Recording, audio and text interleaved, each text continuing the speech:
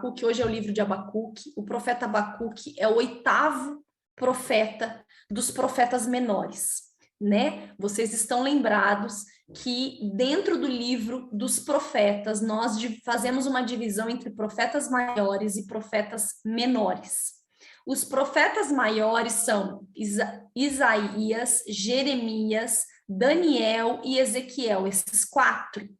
E menores são 12, né? 12 menores, que são os demais. E agora nós estamos no 8º profeta, e é dentro dos profetas menores. Bom, o profeta Abacuque, eu já expliquei para vocês o quê? Toda vez que a gente for estudar os profetas, eles todos estão inseridos na divisão dos reinos, reino do norte, reino do sul. Eles estão num contexto onde o reino já estava dividido, onde o Senhor já estava trazendo, né, profecias de juízo para os povos. Então, o contexto histórico do profeta Abacuque não é diferente. No entanto, já tinha sido totalmente destruído o reino do norte. Só sobrou o reino do sul, que era Judá.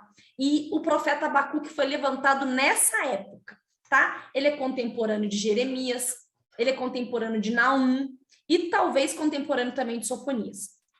Bom, e o profeta Abacuque, gente, é um livro bem pequenininho. Ele só tem 3 capítulos, mas ele tem algumas peculiaridades. O nome Abacuque, a gente não sabe nada desse profeta, a não ser o nome dele, né? Que só aparece 2 vezes na Bíblia. No capítulo 1, no primeiro versículo, e no capítulo 2, no 3, primeiro versículo também. Só esses 2 momentos que é citado o nome de Abacuque, e ninguém sabe absolutamente nada dele.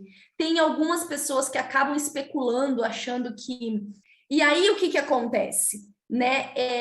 O profeta Abacuque, ele não é citado em mais nenhum lugar na Bíblia, só aqui mesmo.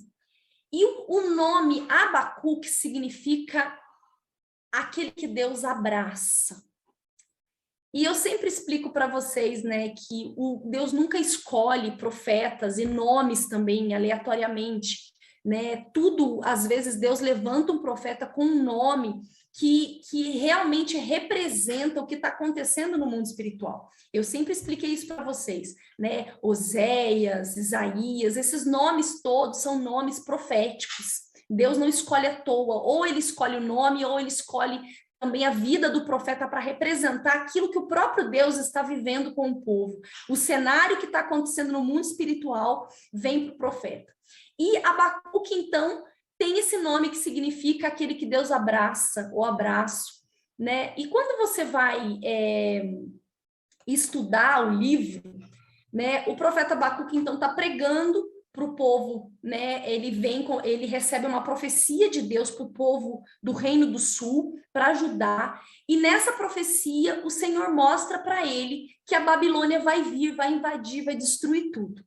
Só que qual é a diferença? Porque isso a gente já viu em outros profetas. Tem muitos profetas que Deus levantou exatamente mostrando essa mesma coisa. Olha, a Babilônia vai vir, vocês vão ter que se render e tá. Qual é a diferença do profeta Abacuque? A diferença do profeta Abacuque é que ele é o único profeta que registra na Bíblia a oração dele a Deus, a conversa dele com Deus. Ele em nenhum momento se dirige para a plateia dele. Em nenhum momento ele fala, povo de Judá, eis que diz o Senhor. Não. A conversa dele é dele com Deus e Deus respondendo ele. Então nós vamos ver essa dinâmica dos dois, de um profeta, de quando ele é chamado, quando ele vê algo, como está o coração do profeta, né? A gente tem a impressão que Deus escolhe pessoas assim super estruturadas, maduras, nossa, aquela pessoa que vai receber aquilo, vai falar ok, é isso mesmo. E não é assim. Vocês vão ver no livro de Abacuque que quando Deus mostra para Abacuque o que vai fazer, Abacuque se desespera. Abacuque entra em crise de fé, crise existencial, ele entra em crise, né? Então, o que nós poderíamos dizer aqui a respeito do livro, né? Ele é dividido nesses 3 capítulos. Então, o primeiro capítulo é o profeta Abacuque orando a Deus e dizendo, Deus, olha o caos que está aqui em Judá. O povo se corrompeu por completo, a injustiça está vindo, está correndo solta aqui, os pecados chegaram ao céu, está uma coisa absurda. O Senhor não vai fazer nada? O Senhor não vai fazer nada? E aí, o primeiro capítulo, né, Abacuque ora a Deus e Deus está em silêncio. E é algo que eu vou puxar depois o link com vocês a respeito disso. Deus não está respondendo a oração no sentido de que ele está vendo aquele caos e Deus está em silêncio, vendo tudo aquilo e em silêncio. E então, no capítulo, né, no mesmo capítulo, no capítulo 1, mas a partir do verso 5, Deus responde a Abacuque.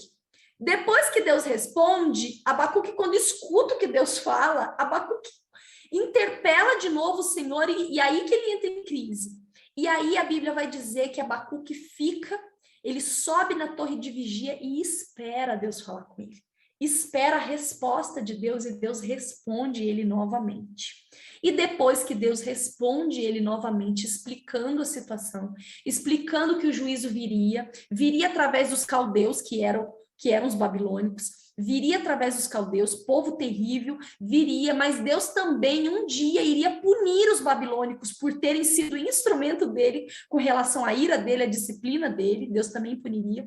No terceiro capítulo, Abacuque, então, faz uma oração linda, né? Ele faz uma oração linda em forma de salmo. Na verdade, ele faz um salmo em forma de canto, né?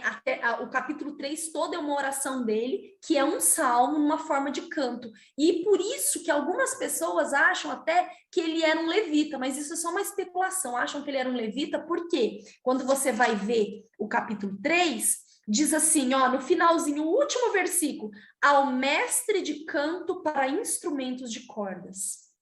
Ele fez um salmo para ser cantado, para ser tocado, uma oração em forma de canto. Né? Então, alguns falam que ele é levita, mas isso não quer dizer nada, por quê? Isso não significa muita coisa, porque Davi também, né, fez vários salmos e ele não era um levita, né? Ele era rei e tudo, mas ele não era um levita. Bom, que mais que nós temos para falar desse profeta? Agora, então, vamos ler o primeiro capítulo, o primeiro versículo, 1, verso 1. Sentença revelada ao profeta Abacuque. Essa expressão, gente, sentença, é muito interessante, porque quando você vai na palavra original do hebraico, foi traduzida para nós como sentença, mas pasmem vocês, a palavra literal é peso. Peso revelado ao profeta Abacuque. Peso no sentido de ser uma mensagem pesada de ouvir e pesada também de transmitir. E peso também no sentido de ser algo dado ao profeta que pesa o coração dele, né? Que traz um peso para o coração dele, um fardo, até que ele venha e declare aquilo que o Senhor está dizendo. Então, no original, essa palavra é peso. E aí, gente, a segunda palavra do primeiro versículo é revelada. Sentença revelada. Foi algo que veio da cabeça do profeta? Não. Foi algo que ele simplesmente começou a cogitar no coração? Não. Foi uma revelação, né? Não foi um sonho também. Foi uma revelação. Deus acaba dando uma visão para ele e revela a ele essas palavras. E aqui eu quero lembrar vocês, né? O profeta Jeremias, lá em Jeremias 33:3, tem um texto, assim, um versículo bem conhecido que a gente sempre ouve falar, mas a gente às vezes não se atenta, que fala assim: clama a mim e anunciar-te-ei, responder-te-ei coisas grandes e firmes que não sabes. Em algumas traduções, né, até na King James, que é a mais próxima do original, vocês vão ver que essa coisas grandes e firmes, essa expressão firmes, no mais próximo original, está escrito e inacessíveis. Então, existem sim coisas na vida da gente que nós precisamos clamar a Deus, buscar, que ele vai nos revelar, ele vai anunciar coisas grandes e inacessíveis, que só são acessíveis àqueles que clamam, que só acessam aqueles que buscam, que só vão ter entendimento, vai só ser revelado para aquele que vai clamar. Clamar, não diz ora. Ora, jejua, me pede. Não, clama. Clamor. Clamor é uma coisa assim do fundo da alma com muita insistência. É clamar, clamar, né? E aqui está dizendo revelado. Então, foi algo que Deus revelou para Abacuque. Então, Abacuque fala aqui no verso 2: até quando, Senhor, eu clamarei e tu não me escutarás? Gritar-te-ei violência e não salvarás. Por que me mostras a iniquidade e me fazes ver a opressão? Porque a destruição e a violência estão diante de mim. Há contendas e litígios que se suscita. Por esta causa a lei se afrouxa e a justiça nunca se manifesta, porque o perverso cerca o justo e a justiça é torcida. E ele fala: por que o Senhor está deixando tudo isso acontecer? E tá calado, tá mudo. Quantas vezes, gente, a gente tá passando por situação, né? Que a gente parece que Deus não tá vendo aquilo. Parece que nós estamos assim, sozinhos, nós vemos um silêncio de Deus, né? Tem um jargão gospel que diz assim: quando Deus está em silêncio é que ele está trabalhando. Mas, de fato, é verdade. A Bíblia vai dizer que o guarda de Israel não dorme nem cochila, que os seus olhos estão atentos todo o tempo. A Bíblia vai dizer que ele gravou o nosso nome na palma das suas mãos. E os nossos muros, a nossa vida está continuamente diante dele. Então, quando o Senhor está aqui em silêncio, ele não está em silêncio simplesmente alheio a tudo aquilo. Ele sim está fazendo e planejando algo. E aqui, gente, a passagem assim, eu sei que vocês vão ver lá na frente, daqui a pouco a gente vai ler, o versículo mais conhecido, né, de Abacuque, os versículos mais conhecidos, que geram canções, né, que é lindo, tá no capítulo 3, que ele vai falar que ainda que a figueira não floresça, ainda que não haja fruto na vide, ainda que o produto da oliveira minta, ainda assim eu me alegrarei no Senhor, né? Vai ter no capítulo 2 também um versículo chave que vai dizer: e o meu justo viverá pela fé. E esses versículos são lindos, sim, mas e também tem no começo do capítulo 3, que ele fala: aviva, Senhor, a tua obra no nosso meio, aviva, Senhor, de sobreavivamento. Tudo isso é lindo, mas eu vou falar uma opinião particular minha, pessoal minha para vocês. Qual é o versículo que mais me chama a atenção desse livro?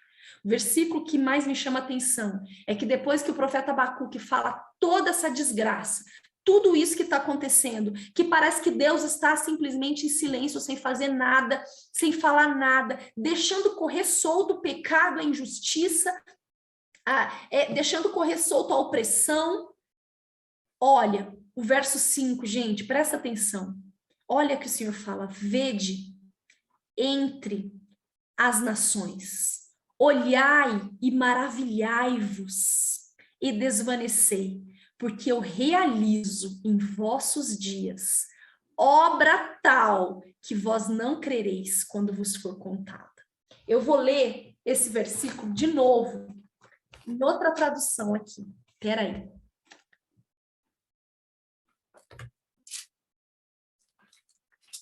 Olha, gente, a resposta de Deus.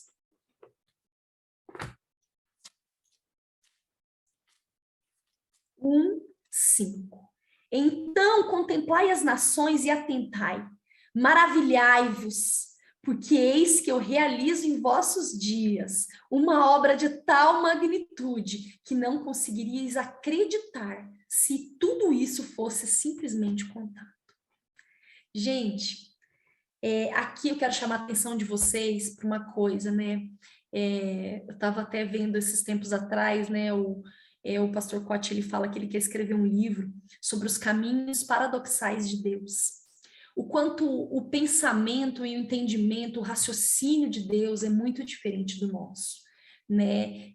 Para Deus, A humilhação, ela precede a honra. O caminho para a honra é um caminho de humilhação. Para Deus, o caminho para se colocar a pessoa sobre o muito é o pouco. Para Deus, aqui, gente, qual era essa obra maravilhosa que ele está dizendo? Olha, maravilhem-se, porque eu estou fazendo uma obra tão grande, de uma coisa, uma magnitude tão grande, que se contassem para vocês, vocês não iam acreditar. O que era essa obra? Eram os babilônicos vindo e levando o povo cativo. O povo ficar cativo 70 anos lá na Babilônia. Gente, isso não é um paradoxo, isso não é um absurdo. Olha, maravilhem-se, porque eu estou realizando, empolgado aqui. Contemplem as nações e atentai, maravilhai-vos, porque eu realizo em vossos dias uma obra de tal magnitude que não conseguirias acreditar se simplesmente fosse contado. Então Deus está dizendo, olha, eu estou fazendo algo extraordinário. E isso é uma coisa para a gente ponderar. Isso é uma coisa para a gente colocar, parar para pensar e quebrar um paradigma da nossa cabeça de que quando tudo vai mal, a tendência é piorar. Não, não é. A tendência não é piorar. A tendência é ter algo muito maravilhoso, extraordinário por trás, se a gente estiver no caminho, se nós formos remanescentes fiéis que estiverem no caminho. Eu estava lembrando quando eu li essa palavra, né? Tantas vezes que o Senhor falou, usou profetas dizendo, olha, eu te vejo inteira de branco, você vai ser usada no ministério de cura, eu te vejo com uma roupa, com um vestido branco, as pessoas sendo curadas. E eu falava, uau, que ministério maravilhoso, que coisa linda. Gente, passei 11 anos com urticária crônica. 11 anos onde eu falava, Deus, que promessa é essa? Que loucura é essa que está acontecendo comigo? E o plano e a obra extraordinária estava por vir. Ele estava planejando o extraordinário nesse tempo. E aqui é por isso que o profeta entra em crise. Porque quando o Senhor chega e fala sobre essa obra extraordinária e depois ele diz, depois que ele acaba de falar isso, olha como ele explica que obra é essa. Eis que eu estou conduzindo os babilônicos, essa nação cruel, impetuosa e violenta, que marcha sobre a largura da terra, a fim de se apoderar de habitações que não lhe pertencem. Pois, uma nação apavorante e temível, que faz justiça com as próprias mãos, e todo o seu juízo e leis vem dela mesma. E começa a falar, e vai falar que eles vão passar como um ímpeto, como uma ventania sobre os judeus, sobre o povo escolhido dele.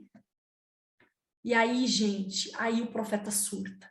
Depois que Deus fala isso, o profeta entra em crise. O profeta, a partir do verso 2, ele fala, porventura o Senhor não existe desde a eternidade? Como o Senhor pode executar um juízo desse? Como o Senhor pode escolher uma nação ímpia, violenta, tão horripilante para destruir o teu povo, para maltratar o teu povo? E o profeta começa a falar tudo que Deus significa, o que Deus estava fazendo ali, ele entra em crise. E aí um versículo que eu quero, né, trazer para vocês é o capítulo 2, do verso 1, que depois que o profeta fala tudo aquilo, Senhor, como pode? Ele está inconformado.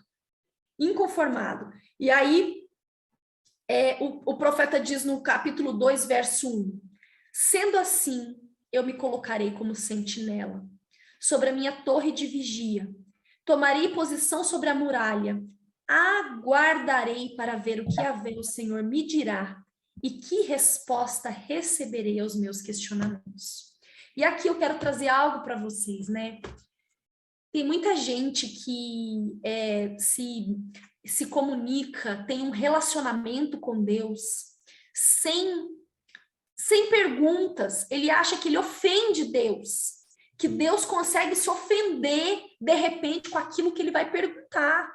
Né? Gente, põe uma coisa na cabeça de vocês, Deus não se ofende nem com aqueles que xingam, que ofendem o nome dele, que dizem coisas horríveis a respeito dele. Ele não é assim, ele não está nesse nível nosso de ofensa, não tem espaço para isso. para esse tipo de isca do diabo no coração de Deus. Não existe. Pelo contrário, a palavra de Deus vai dizer que um coração quebrantado e contrito ele jamais despreza. Então, nós temos sim um caminho de liberdade para perguntar para o nosso Deus o que está acontecendo.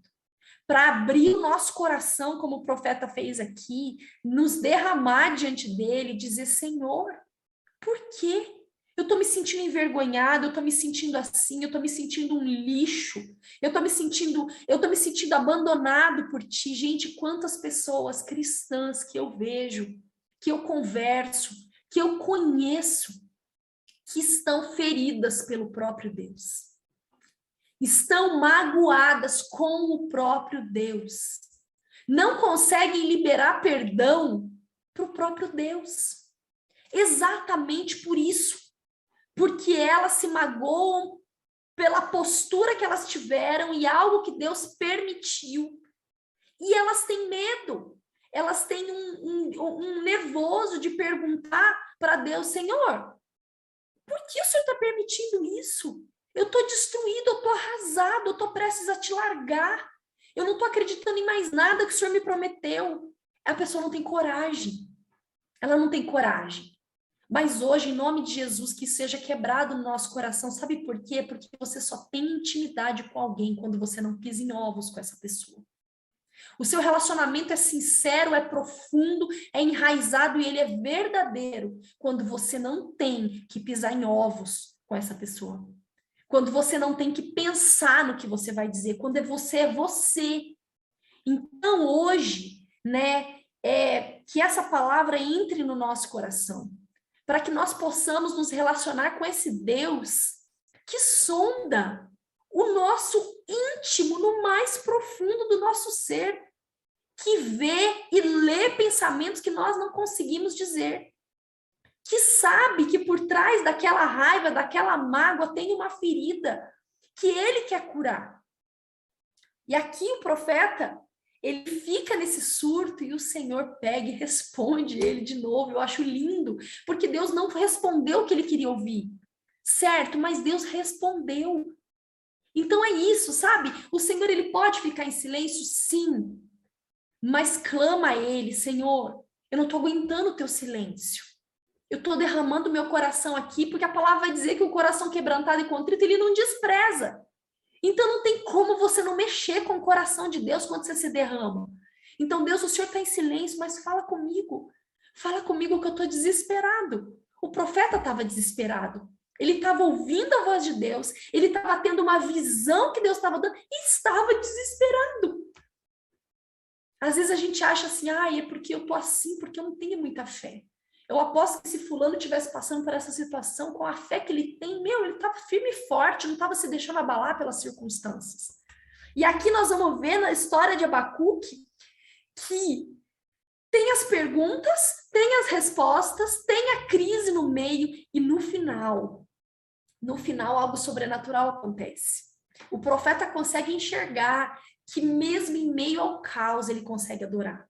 Que mesmo em meio ao caos, mesmo em meio a todas as circunstâncias dando errado, ele consegue se alegrar e confiar nesse Deus por quem ele é. Ontem eu estava conversando até com o pastor, sabe, gente? Talvez o maior problema dos cristãos de hoje é que eles buscam, né, um lugar em Deus dentro das promessas de Deus, que são coisas, situações, ambientes, e não buscam conhecer esse Deus, né? Quem ele é. Eu nunca me esqueço, eu não sei se eu já repeti aqui para vocês, eu vou repetir de novo.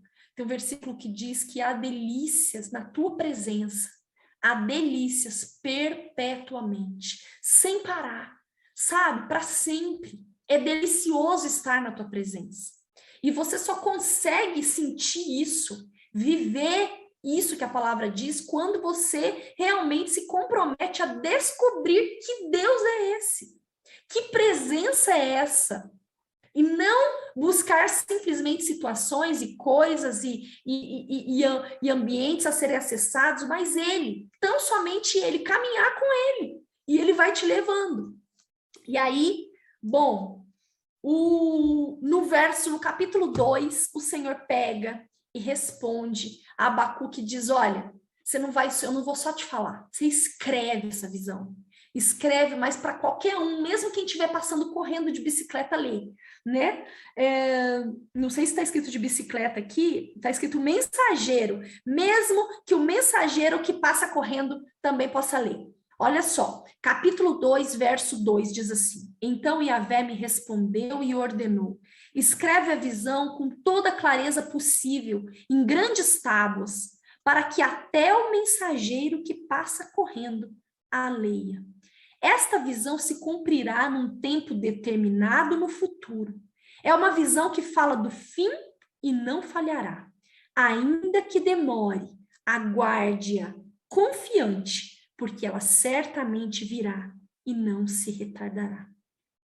E aí ele diz, escreve, pois, eis que o ímpio está cada vez mais arrogante e suas vontades não visam o bem, mas o justo viverá pela sua fé. O Senhor está dizendo aqui que a justiça dele nunca falha. E ela também, nós já estudamos isso nos outros livros, que o Senhor não dá o culpado por inocente. A justiça dele vem. Porque a base do trono dele é justiça e juízo. Ela vem. E enquanto ela não vem, enquanto aos nossos olhos ela tarda, porque eu já expliquei para vocês que o tempo de Deus é diferente do nosso. Nós temos o nosso tempo é o Cronos, é dias, são anos, são meses. O tempo de Deus é o Kairos. O Kairos de Deus não é contado em dias, nem meses, nem anos. Por isso que a Bíblia vai dizer que um ano, num dia, é igual a 1000 anos. E 1000 anos igual a um dia. Por quê? Porque o tempo de Deus, o Kairos de Deus, é o tempo determinado quando tudo se encaixa. Quando tudo está exatamente conforme seus princípios e as suas leis, as suas bases e tudo aquilo que ele deseja está pronto para ele realizar a justiça dele. Então, aqui ele diz no 5, em verdade, a riqueza e os prazeres são traiçoeiros. O ímpio é muito soberbo e jamais encontra descanso. Veja, gente, eu sei que nós estamos vivendo um tempo onde a gente olha, né, para o Instagram, para as redes sociais e nós vemos pessoas que estão vivendo, meu Deus, é só viagem, restaurante, é um conto de fadas. Né? Me te olha, o carro novo, o barco, agora tô comprando essa casa, agora eu peguei um apartamento, não sei das quantas, é tudo em volta disso. Mas a palavra não se engane, não se engane, ainda que o Senhor te dê riquezas e prazeres, nunca, jamais entre na promessa sem a presença. A promessa sem a presença perde a graça, ela não é mais promessa. Ela vira isso aqui, ó. A riqueza e os prazeres são traiçoeiros. É pouquíssimo tempo de alegria para depois vir a ruína. O ímpio, ele é tão soberbo, mas ele não encontra jamais descanso. Sabe por quê, gente? A palavra diz isso? Porque a paz verdadeira, genuína, ela vem do mundo espiritual. Ela vem de Jesus. A paz, a gente já falou isso, não é ausência de guerra. A paz é algo sobrenatural que é nos dado no espírito. Você conseguir estar tranquilo, calmo, em meio ao caos, em meio à guerra. Você estar com seu coração alegre, mesmo que a figueira não floresça, mesmo que o fruto da vide não venha, mesmo que as ovelhas sejam tiradas do curral, né? Mesmo que o produto da oliveira minta. Eu sempre quis saber isso. Eu falava, ué, mas como assim que o produto da oliveira mente? Eu nunca entendia isso. Até aquelas músicas que tem, né? Que a gente, produto da oliveira minta. Eu falava, gente, será que é minta mesmo? É mirta? Será que é alguma palavra que eu nunca ouvi falar? E aí, gente, vou já adiantar aqui, né? Quando ele usa essa expressão, que ele faz essa oração, né, que Abacuque, Deus fala tudo, fala, olha, os babilônicos vão vir, vão levar o povo, muitos não vão querer entrar na minha disciplina e vão ser destruídos. O Senhor dá o recado, vocês se lembram dos outros livros que nós lemos, o Senhor diz, submetam-se a eles e vocês voltarão um dia restaurados. Eu restaurarei vocês. Se vocês me obedecerem, obedeçam o que o profeta está dizendo. Se vocês fugirem, serão mortos. Pelos caminhos, serão perseguidos e mortos. Se vocês enfrentarem, serão mortos. O Senhor deixa muito claro. Então, poucos são os que vão e se submetem. Só que, gente, do mesmo jeito, né, que o povo vai para lá, lógico que em inúmeras situações, por causa de injustiça, por causa da desigualdade social, nós vimos nos outros livros, mas principalmente por conta da idolatria. Depois desses 70 anos, né, que o povo fica nesse cativeiro, nunca mais se ouviu falar, né, de um nível de idolatria com o povo de Israel do jeito que foi. Foi um castigo para nunca mais. Deus fez realmente voltar os remanescentes para restaurá-los e depois vir o Messias. Vejam, essa era a obra maravilhosa que ele estava fazendo, que se alguém contasse, ninguém ia acreditar. Estava tudo um caos. E ele falava, olha, eu estou preparando algo maravilhoso.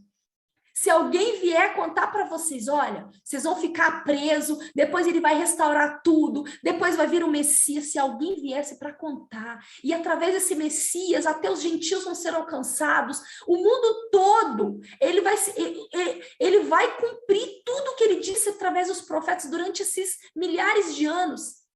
Se ele dissesse, ninguém ia acreditar. De fato, ele estava realizando uma grande obra, né? E aí, voltando lá, né, que é a passagem que todo mundo ama, né, antes de ir para essa parte aí do produto da oliveira, no 3, ele vai dizer que todo mundo ama essa passagem, que é o capítulo 3, 2. Ó Yahvé, eu ouvi falar da tua fama e tremo diante dos teus atos, Senhor. Realiza de novo em nossos dias as mesmas obras maravilhosas que fizeste no passado. Faze-as conhecidas por todos, também em nossa época. Ainda que estejas irado, lembra-te da tua imensa misericórdia. Gente, é engraçado que a gente acha que a nossa vida, né, as estações que nós passamos, né, nós olhamos às vezes para trás e falava, puxa vida, eu vivi um tempo tão maravilhoso com Deus lá e mesmo eu não tendo, assim, me perdido, parece que eu estou vivendo algo, assim, que não é tão maravilhoso. Eu queria que Deus fizesse aquelas obras, aquilo que ele fazia lá no começo de novo, né? Aqui o profeta é exatamente o que a gente pensa. O profeta estava pensando, poxa, ele abriu o mar, poxa, ele fez cair fogo, ele fez cair comida do céu, ele tinha uma coluna de fogo que nos guiava. Ele fez maravilhas, ele destruiu todos os profetas de Baal lá com um único nosso. Então, assim, ele fez tanta coisa. E agora ele está em silêncio, ele não está fazendo nada, ele desistiu, ele está irado e não está fazendo nada. Gente, isso é um raciocínio muito equivocado nosso. Independente da estação que nós estamos passando, Deus sempre está fazendo algo para cooperar para o nosso bem. A Bíblia vai dizer que todas as coisas, a Bíblia não diz algumas coisas, a Bíblia não diz determinadas coisas, a Bíblia diz todas. Todas as coisas cooperam para o bem daqueles que amam a Deus e que são chamados segundo o seu propósito. Eu não estou falando também de qualquer pessoa, eu estou dizendo dos que amam a Deus. Ele faz todas as coisas cooperarem para o nosso bem, né? Até mesmo aquilo que Satanás às vezes entra, né? Às vezes Satanás faz e acontece. A Bíblia vai dizer, olha, porventura, não fui eu que criei o ferreiro, não fui eu que criei esse ser, esse assolador, esse enganador, ele mesmo criou, o Senhor criou. Então, Satanás nunca vai fazer nada sem a permissão de Deus, né? E até mesmo aquilo que Satanás faz, por uma permissão nossa, por um pecado nosso, por nós amarmos a Deus, a Bíblia vai dizer que o Senhor vai transformar aquilo em bênção para nós, ele vai transformar aquilo para cooperar para o nosso bem. A Bíblia vai dizer, olha, no lugar da tua vergonha, eu vou te dar dupla honra. Olha, a glória da segunda casa, eu sei que vai ser maior do que a primeira. Você está achando que está tudo destruído? Não, vai ser maior do que a primeira. Porque esse é o nosso Deus. A Bíblia diz que ele tem pensamentos de paz a nosso respeito e não de mal. Só pensamentos de paz. Eu é que sei que pensamentos tem a vosso respeito. Então nós precisamos ter esse coração convicto em quem ele é. Porque se a gente sabe quem ele é, nunca nós vamos desconfiar do que ele está permitindo acontecer. Nunca nós podemos entrar em crise, como o profeta entrou aqui. Abrir o coração, desabar, né? Aquela coisa de, Senhor, olha, eu tô com vontade de voltar atrás. Eu peguei no arado, mas tô com vontade de voltar atrás. Mas eu também não sei nem voltar atrás. Eu até falo, eu nem sei voltar atrás. Eu não sei mais voltar pelo caminho lá das trevas que ele me tirou. Não sei mais nem o caminho lá de volta. Eu acho que eu não presto nem para ser ímpia mais. É lógico, né? Se eu começar a me afundar, vou prestar. Mas assim, é uma coisa que o Senhor, ele preenche de uma forma a nossa vida, de uma forma que você não consegue mais ficar sem ele. Ainda que as coisas não aconteçam. Você não consegue mais quando você o conhece de verdade.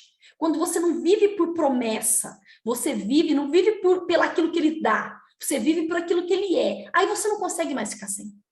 Então, aqui, o profeta está dizendo tudo isso, né? E aí, ele vai concluir a conclusão de fé, ele acaba toda a crise existencial dele numa conclusão de fé, que é o verso mais famoso, que é o 3,17, né? E ele diz assim, ainda que a figueira não floresça, nem haja uvas nas videiras, mesmo falhando toda a safra de olivas, né? Que em outras Bíblias está o produto da oliveira minta, já vou falar para vocês. E as lavouras não produzam mantimento, as ovelhas sejam sequestradas do aprisco e o gado morra nos currais. Era o que o profeta Abacuque estava vendo. Porque enquanto ele tinha essa visão, enquanto ele estava vivo, os babilônicos começaram a levar o povo, né? Vocês lembram que eu falei para vocês?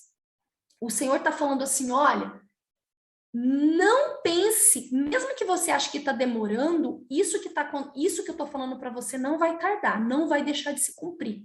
Por quê? Porque eram 3 levas, não era só uma leva. Os babilônicos não viriam e levar só uma vez. Eles levaram 3 vezes o povo, de tempos em tempos. Eles foram levando. Depois voltaram também em 3 levas. Mas então, isso era o que o profeta estava vendo. Então, a primeira leva foi, ele estava vendo tudo ser destruído, né? O gado morrendo no curral, as ovelhas sendo sequestradas, as lavouras não produzindo mantimento, estava tudo arrasado, né? Vocês se lembram quando a gente estudou Jeremias, que Jeremias ficou junto com o povo que restou, aquele lugar ficou um lugar horrível, né?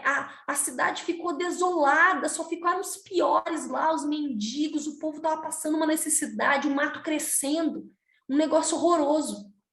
E aí ele finaliza o 18 dizendo, eu, todavia, contudo, diante de tudo isso, me alegrarei no Senhor e exultarei no Deus da minha salvação. Sabe quando diz essa palavra, o produto da oliveira minta? O que significa? Significa que é assim, ó, quando você olha para uma oliveira, ela tá toda linda e maravilhosa. Qual é o produto da oliveira? É a azeitona. Para ter o azeite, você tem que espremer a azeitona. E às vezes a oliveira tá linda, maravilhosa, e quando você espreme a azeitona, não sai azeite. O produto da oliveira mentiu.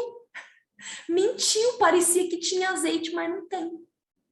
Espremeu, mas não saiu azeite. Entenderam? É isso que quer dizer. E aqui, quando eles falam, aviva, Senhor, a obra nos nossos dias, aviva-nos, né? Essa palavra avivamento, avivar, é manter vivo. E até vou pegar aqui para vocês, manter vivo. Só que essa palavra, gente, esse verbo no hebraico, que tem esse significado de manter vivo, preservar, não significa só isso. Significa também purificar, corrigir e livrar do mal. Então, todas as vezes que o Senhor, que as pessoas acham assim, pensa em avivamento, pensa nessa coisa, uau, a presença, o Pentecoste, todo mundo assim, voando no Espírito. Mas o avivamento de Deus vem como um modo de purificar o povo, de trazer a santidade de Deus, de corrigir, de tirar a maldade, de purificar aquilo e manter vivo. Né? Você só mantém vivo uma coisa, você só mantém vivo um cristão se ele tiver realmente purificado em Deus. Porque se ele for se contaminando, ele vai morrendo. Então, essa palavra, avivar, gente, aparece 200, esse verbo, na verdade, né? Avivar aparece 250 vezes na Bíblia. E ele não diz respeito só a manter vivo, mas sim purificar, corrigir e livrar do mal. Amém? Então, é isso. Aí, para ainda finalizar, né, Abacuque diz assim, Yahvé Adonai, o Senhor soberano, é a minha força. Ele faz os meus pés como os da corça, faz-me caminhar por lugares altos. E aqui a gente tem que entender por que os pés como da corça. Porque me faz andar por lugares altos como os pés como os da corça. A corça, gente, ela tem uma característica incrível.